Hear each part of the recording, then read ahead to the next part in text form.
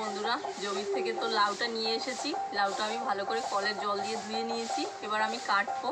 লাউয়ের আজকে ক্ষীরের মতো পায়েস করব। ক্ষীর যেরকম হয় সেইভাবে, খুব সুন্দর হবে আর এত টেস্টি হয় খেতে। মাতব চালের থেকেও ভালো হয় বললে লাউয়ের পায়েস, দুর্দান্ত লাগে। তা আমি এখন লাউটা কেটে নেব। আমি লম্বাভাবেই কেটে নেব।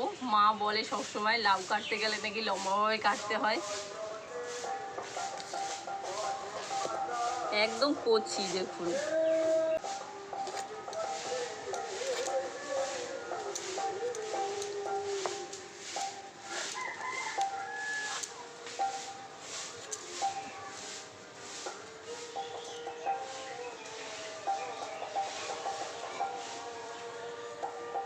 খোসাগুলো ছাড়িয়ে নেব প্রথমেই। খোসাটা একটু মোটা করে ছুলতে হবে যাতে সবুজ অংশটা না থাকে। তা বন্ধুরা, আপনাদের একটা কথা বলছি, আমাদের গ্রামটা এতই বড়, প্রত্যেক বাড়ি কীর্তন লেগেই থাকে। মানে পাড়া থেকে আমাদের মাইক বন্ধ হয় না। প্রত্যেক দিন আমার ভিডিও করার সময় মাইক চলে, গান হতেই থাকে। ওই যে গান হচ্ছে, পাশের বাড়ি কীর্তন হচ্ছে। আমার ভালোও লাগে, বেশ একটা আনন্দ আনন্দ ভাব লাগে। সবসময় একটু গান বাজনা হলে ভালো লাগে, মন ভালো থাকে।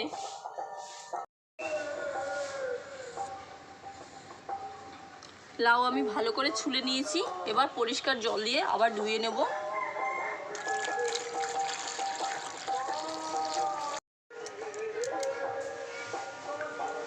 লাউগুলো ভালো করে ধুয়ে নিয়েছি।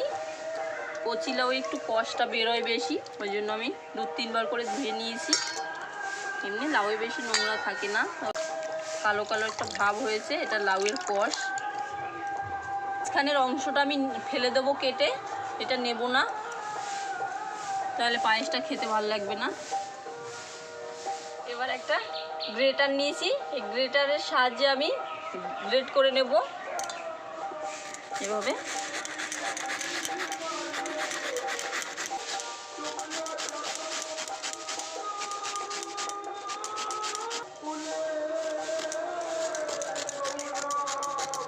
সব লাউগুলো আমি গ্রেট করে নিয়েছি। এবার আমি এই দেখুন, এখনো কিন্তু কষ আছে। এবারও আমি জল দিয়ে ধুয়ে নেব।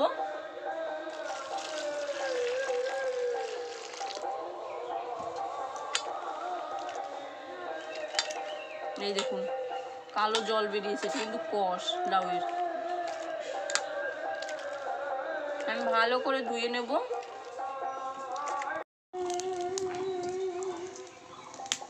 এবার কড়ার মধ্যে জল দিয়ে দেব।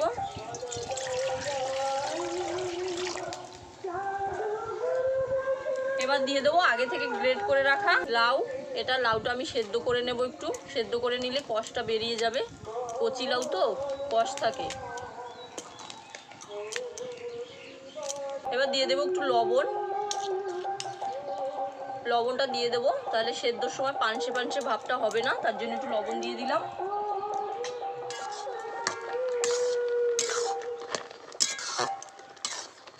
গ্রেট করা লাউটা একটু সেদ্ধ করে নিয়েছি, এবার নামিয়ে নেব। খুব বেশি সেদ্ধ করা লাগবে না। এবার ঢেলে নেব।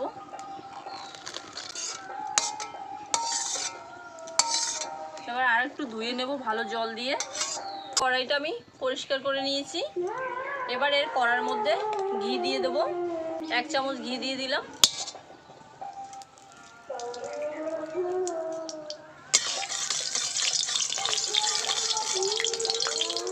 এই ঘির মধ্যে দিয়ে দেবো গ্রেট করা লাউ। লাউটা আমি ভালো করে ধুয়ে নিয়েছি, জল চিপড়ে নিয়েছি। এবার ঘি দিয়ে একটু ভাজা ভাজা করে নেব, যাতে লাউ থেকে গন্ধটা চলে যায়।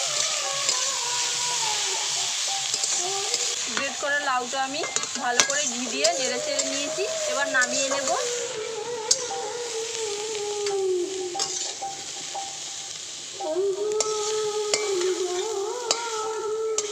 এবার এখানে 1 কেজি গরুর দুধ আছে, আমি দিয়ে দেব।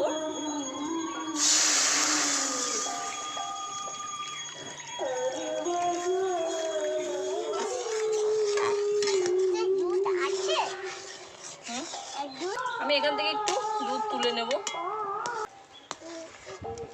দুধ আমি খুব ভালো করে জ্বালিয়ে নেব, একদম ঘন করে নেব। দুধের মধ্যে দিয়ে দেবো 2টো এলাচ, 2টো তেজপাতা, দিয়ে দেবো কাজু কিশমিশ আগে থেকে ভিজিয়ে রেখেছি, এর মধ্যে দিয়ে দেবো। বন্ধুরা, এখানে আমি কিছুটা গরম দুধ তুলে রেখেছি, আর এখানে নিয়েছি গুঁড়ো দুধ। এই দুধের মধ্যে আমি মিশিয়ে নেব। এই গুঁড়ো দুধ দেওয়ার জন্য পায়েসটা খেতে খুব ভালো লাগবে।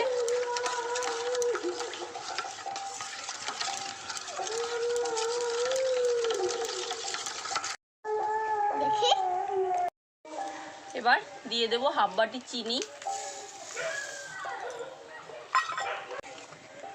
আপনারা যদি মনে করেন চিনিটা দেবেন না, না দিলেও চলবে, তাহলে বাতাসা দিয়েও বানানো যায়, নলেন গুড় দিয়েও বানানো যায়।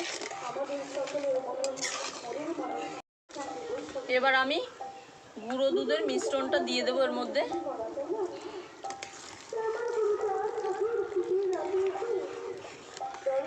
দুধটা দেখুন জ্বালিয়ে জ্বালিয়ে অনেক কম হয়ে এসেছে, আর একটু জাল করে নেব।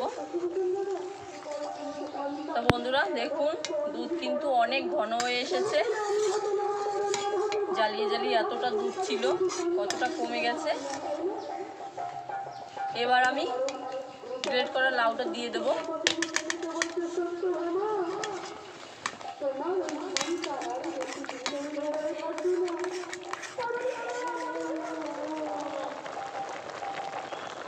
আমি খোয়া ক্ষীর নিয়েছি, খোয়া ক্ষীরটা আমি গ্রেট করে দিয়ে দেবো, এতে আরও স্বাদ বেড়ে যাবে।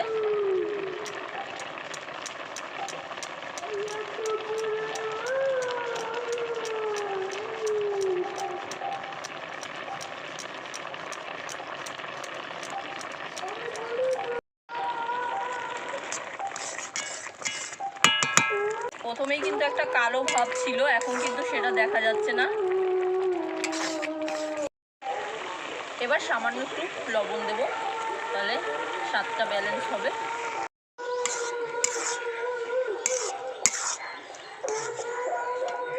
তো বন্ধুরা, এই দেখুন পায়েস কিন্তু রেডি, একদম ক্ষীরের মতো হয়ে গেছে, ক্ষীরের পায়েসই বলা যায়। এবার আমি নামিয়ে নেব।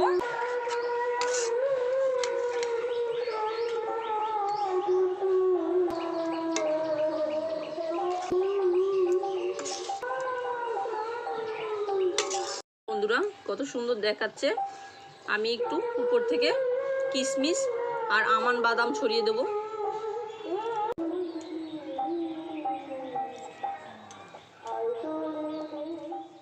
দেখুন লাউয়ের কিন্তু পায়েস রেডি হয়ে গেল, একদম ক্ষীরের পায়েস বলা যাবে।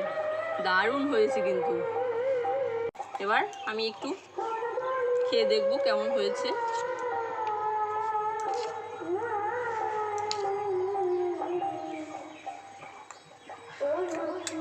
অনুষ্কা নেই, অনুষ্কা খেলতে চলে গেছে, আমি খেয়ে বলবো। ও তো ভীষণ ভালোবাসে পায়েস।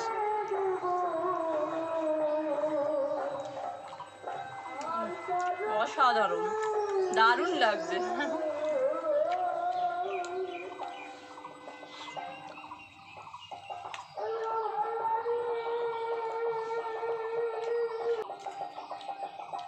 একদম মুখের মধ্যে মিলে যাচ্ছে।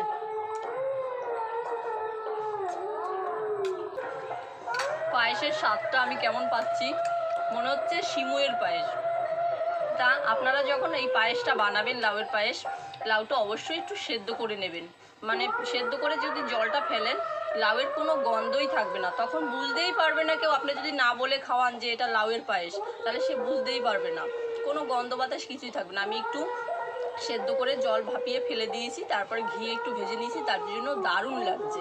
লাউয়ের রেসিপি আপনাদের কেমন লাগলো কমেন্ট করে জানাবেন, আর ভালো লাগলে লাইক শেয়ার করে দেবেন।